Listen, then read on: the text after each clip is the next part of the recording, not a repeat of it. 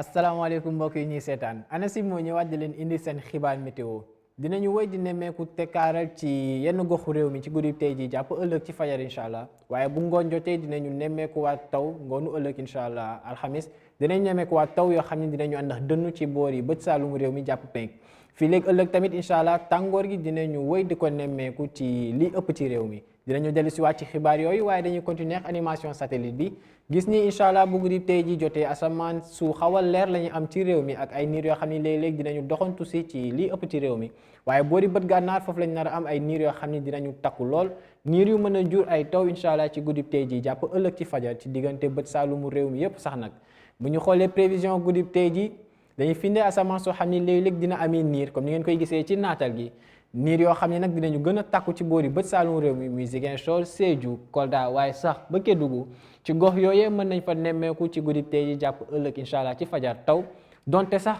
taw yu néew lay doon bu dul loolu tamit nag bu ñu xoolee wàllum tàngoor gi ci wàllum température yi dinañu gis ni Ndakaaru dina wéy di tàng ci guddi tey ji jàpp ëllëg ci fajar ak température bu nar a tolloog ñaar fukki degré ak juróom-ñaar yi ñu fay xaarandi bu ñu xoolee tamit température ñaar fukki degré ak juróom-ñaar yooyu dañuy fekkaat ca Kaffrine waaye tamit ca Tambacounda ak Matam ca penk réew mi te dinañu gis ni nag Bakel moo nar a am température bi nga xam ni mooy gën a kawe nar a toll ci ñaar fukki degré ak juróom-ñett bu ñu xoolee boori digg réew mi température yi dinañu dikkee ñaar fukki degré ak juróom comme ni ngeen koy gisee ca Louga waaye tamit ca Linguère mais dinañu am sax ñaari fukki degré ak juróom benn ca Diourbel boori Thiès Mbour waaye tamit ca Saint-Louis foofee dinañ fa nemmeeku tàngoor yoo xam température yoo xam ni dinañu desee kawe tuuti nar a toll ci ñaari fukki degré ak ñeent muy température yi gën a néew ñuy xaarandi incha allah ci guddi tey jii bu ñu demee ba ëllëg incha allah boori sowu réew mi boobee lañ nar a nemmeeku température yi nga xam ni ñoo nar a gën a néew ci réew mi donte tàngoor gi dina wéy di desandi ci gox yooyee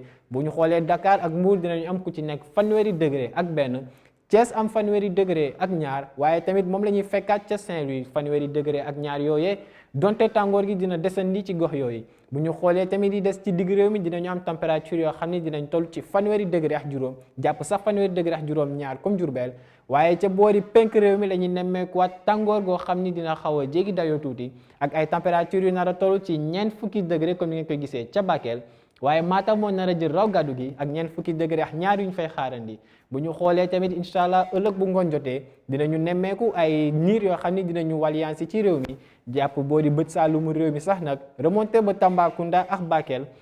niir yooyee mën nañ joxe taw yoo xam ni dinañu ànd ak dënnu ci diggante Tambacounda Kédougou ak Kolda mën a waliyansi diggante Bakel Kaffrine jàpp boo di Sédhiou ak Ziguinchor mbokk yi